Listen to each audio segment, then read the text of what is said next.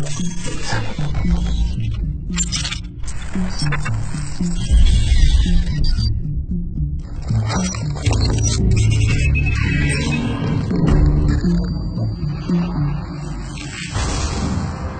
you're watching this on your phone, it's partly thanks to Captain Kirk. In Star Trek, first broadcast in 1966, he used a pocket-sized device to communicate with his crew. Martin Cooper, the man who invented the mobile phone, says the show was the inspiration for his idea, which launched 7 years later. Amazon founder Jeff Bezos based Alexa, the voice-activated speaker, on Star Trek's talking computer. Transporters engaged. Welcome aboard. Sci-fi fan Elon Musk is building rockets that he hopes will one day carry people to Mars.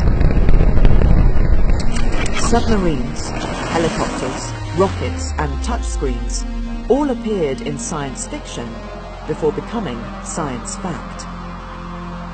Sci-fi inspires real-world technology. It also provides a way to explore the moral dilemmas that advanced technologies could pose. Paul Macaulay is a scientist turned science fiction writer.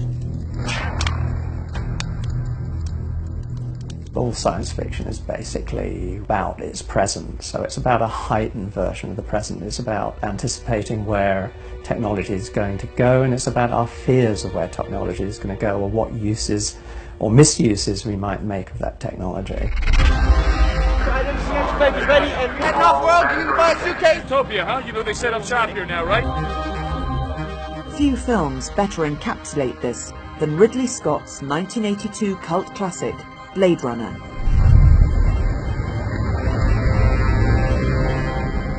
The film is set in a dystopian future where synthetic human workers are bioengineered by a corporate power.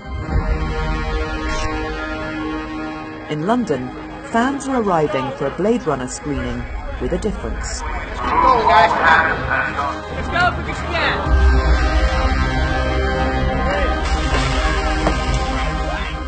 We are in World Terminus, Checkpoint 4.C.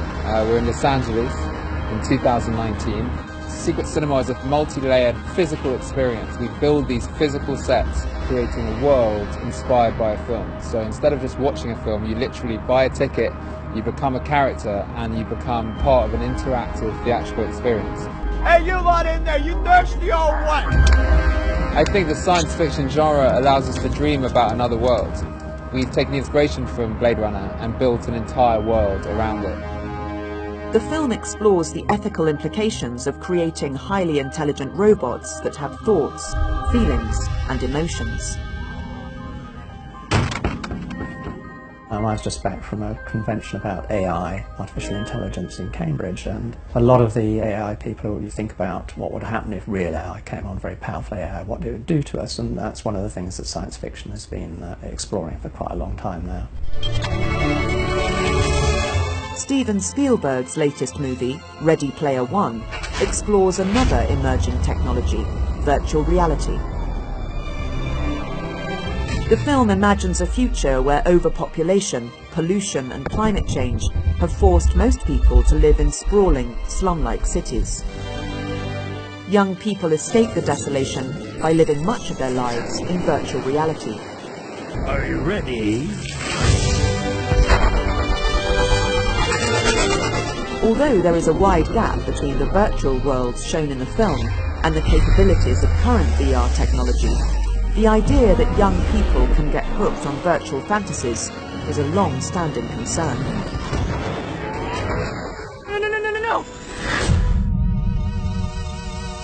To be compelling, science fiction has to be convincing, so writers and film directors enlist the help of designers and engineers.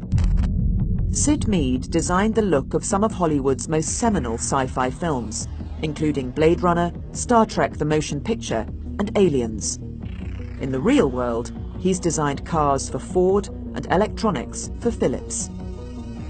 Because I'm a trained designer, I can imagine how things might be made. People always say that my stuff looks real, even though it's futuristic. The pods for Aliens that I designed were real mechanical articulations. So when they opened, it looked absolutely real. For people to be in for long duration space travel, I was hired to design the vehicles for Blade Runner. Deckard's vehicle was, in my mind, a decommissioned luxury aerial limousine. It's overlaying the familiar with the weird, and that's a surefire formula for interesting things to look at. Science fiction introduces people to real-world science and technology. Some fans develop a lifelong passion. The tech industry is led by sci-fi nerds who are creating the things they read about or saw on screen.